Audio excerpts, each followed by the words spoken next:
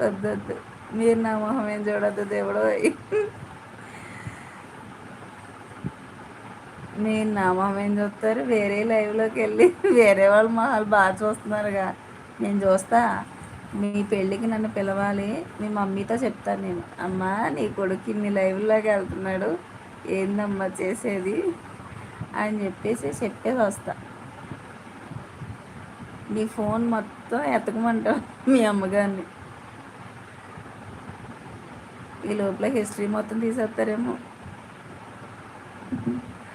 అవునండి. ఫన్ ఉంటేనే,